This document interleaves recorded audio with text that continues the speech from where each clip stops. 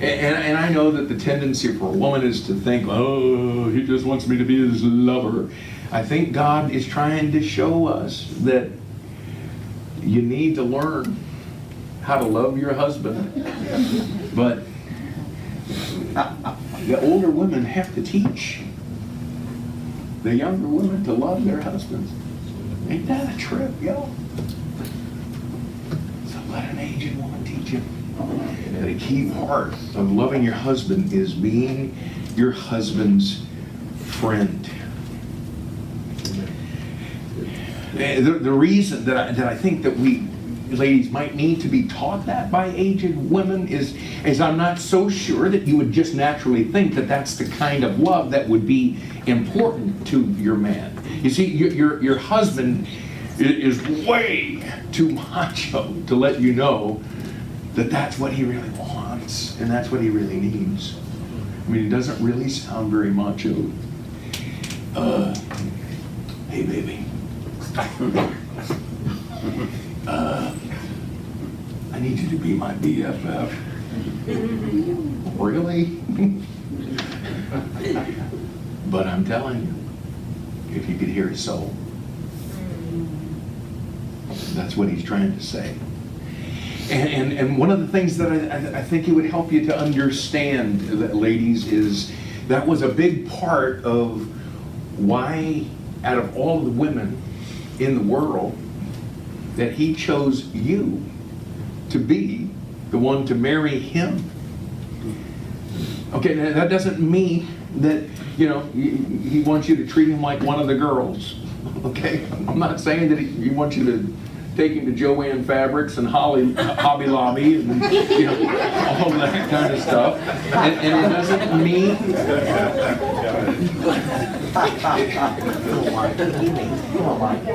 But I have spent a lot of time in those two places, I must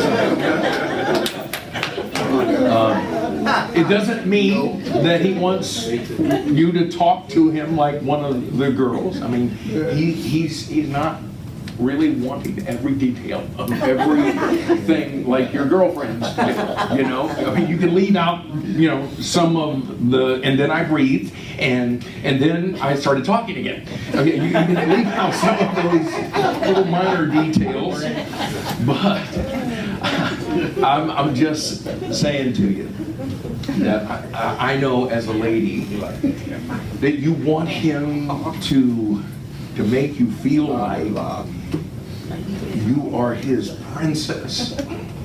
But as strange as it sounds, the way that you get him to treat you like a princess is by becoming his buddy. Isn't that weird?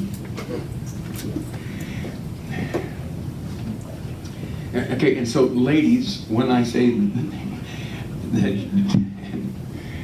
he wants you to be his buddy, that doesn't mean that you've got to be like his guy friends and get all loud and obnoxious and gross. Okay, you don't have to do that. Okay, what I'm saying is that because of how God has put your husband together, listen, he needs to know that you treasure his friendship more than you do anyone else's. Yeah. I'm talking about all your girlfriends. He needs to know that you treasure his friendship more than anyone else's. He needs to know that you would rather be with him than anybody else on this planet.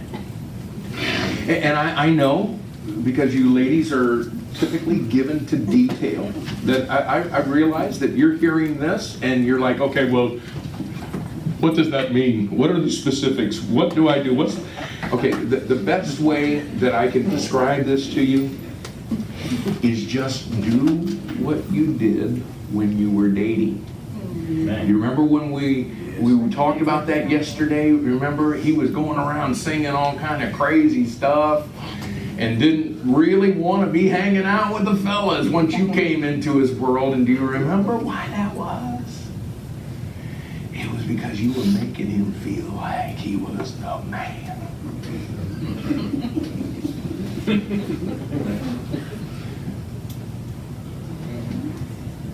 You hearing me, lady? Amen. You will be amazed at the transformation that your husband will make when you start doing the same thing that you did when you were dating. Because I will tell you, back then, man, he believed with all of his heart that you wanted to be with him more than anybody else. And you couldn't wait to go tell your girlfriends about how awesome he was. And all of that was just fueling him with all kinds of things that would make you feel loved. You know, there's an old saying that goes, men marry women thinking they won't change. And women marry men thinking they will change. And both of them are wrong.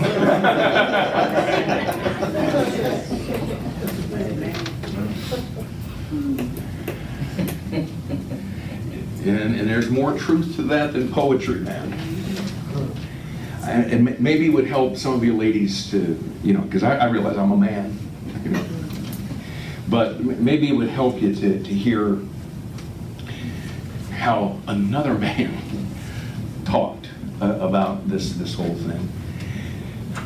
Most married men don't want to abandon their wives to do guy things. They want to do guy things with their wives. Yep. They want them to be their playmates. It's no different from when they were dating. For a guy, a big part of the thrill was doing fun things together. The woman who's having fun with her husband is incredibly attractive. And this brings us back to that grace of life thing, man. You know, we get, you know, okay, man, we're so excited on, you know, before we say I do, about we're going to be able, you know, the Beach Boys used to sing, wouldn't it be nice if we were married and we didn't have to say goodnight, and, you know, we're just going to always be together. And then we get together. And here comes the race, the pace. And we stop having fun, man. Hey, you guys hear about Kate Spade? Yes. $1 billion stinking air. Yes. Killed herself. Can we just learn that maybe all these things that we think are so important is not the important stuff of life? What an inheritance she had! What an inheritance she missed. Yeah. And yet, the reason we're having this retreat is so we don't miss it too, thinking that, oh, I know I'll never be a billionaire, but I'd like to get a little closer than I am right now. Amen. And miss Amen. what you've got right now. Most of my work is done in Malawi, Africa. It is, some years it's the poorest nation in the world, others it's 2 or 3. Okay? The annual income is $248. Wow. That's the average. Okay, and what that, and there are some cities where people do have jobs. What that lets you know is most of Africa, or most of Malawi doesn't have jobs. Okay, listen, y'all. Those are some of the most joyful people I've ever been around in my life. And they ain't got jack diddly. Yep. And we think if we could just get that next thing. Right, man. You know, Jesus talked about, hey man, don't lay up for yourselves treasures on earth where moth and rust doth corrupt and thieves break through and steal. Have you ever thought about that in our 21st century world?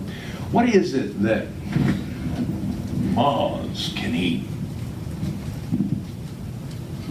Clothes? What is it that rust corrupts. Cars. What is it that thieves break through and steal?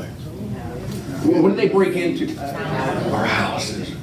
We got to keep it, because we're Baptist preacher, we got to alliterate it, okay? Clothes, cars, and cribs, okay? They break into our crib to steal all of our other things. And Jesus was trying to say, hey, y'all, don't get caught up with what you wear, what you drive, and where you stay. Amen. Man. And you know what we're all caught up with? What we wear, and what we drive, and where we stay, and all that junk we fill it with. You're right, preacher. The grace of life is gone. I'd encourage you ladies to make a choice to enjoy your husband's companionship by being his best friend, and this is in your notes, as his friend, you energize him. Again, when we were talking about the dating thing, listen, this is where he gets a lot of the fuel to love you the way that you need to be loved. You'll energize him by getting back to the place to where you're just doing what you used to do when you were friends and lovers. Okay, so first of all, a companion is a partner to share life with. Secondly, a companion is a friend to share joy with. And then, of course, thirdly, I think you probably saw this coming, ladies, a companion is a lover to share intimacy with.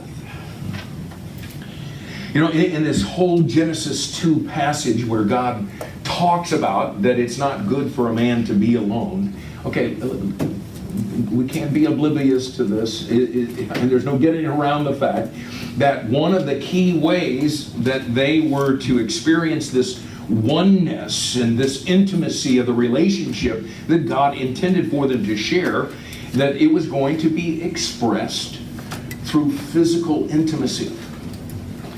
We looked briefly last night at Genesis chapter 2, verses 24 and 25. It says, therefore shall a man leave his father and his mother, and shall cleave unto his wife, and they shall be one flesh.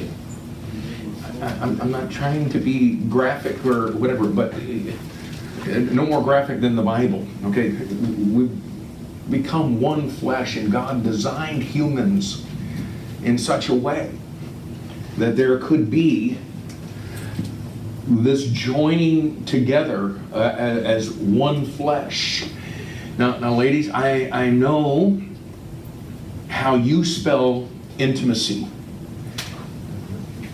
T-A-L-K.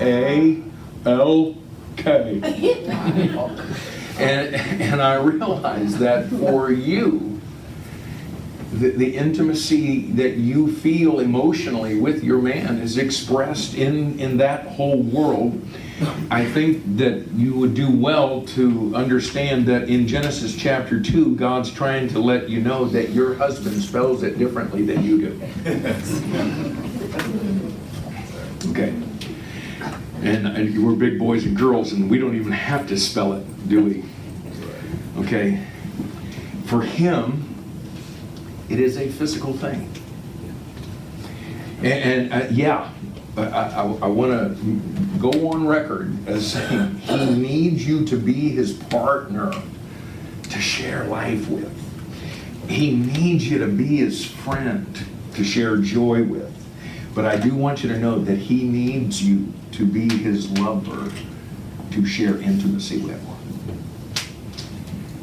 And you take that out of the equation, and for a man, I gotta tell you, he's gonna be alone. Yeah. And you can do a great job at those first two, but if you miss that third one, I just tell you, this is male and female created he them. And so ladies, you do have to understand that this is just part of how God made men. And whereas as his partner, you complete him, and as his friend, you energize him. As his lover, you fulfill him. And listen, when your husband feels complete, when he feels energized, when he feels fulfilled, can I just say to you ladies, he does not feel desperate.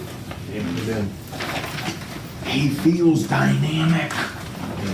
And I guarantee you, the positive effects of that will be known in your marriage, and it'll even make it to your kids. And so, ladies, again, I know that some of the things I've said are strong, but I was pretty strong with your husband yesterday. Amen, ladies? Amen. Okay, and so turnabout is fair play. And God is for us, man. The reason he tells us the things that he tells us is because he wants us to be blessed. And this is the way that this thing started in the very beginning. And he blessed them. And we want to just tap back into the blessing that God intended for this marriage thing to actually be. Okay.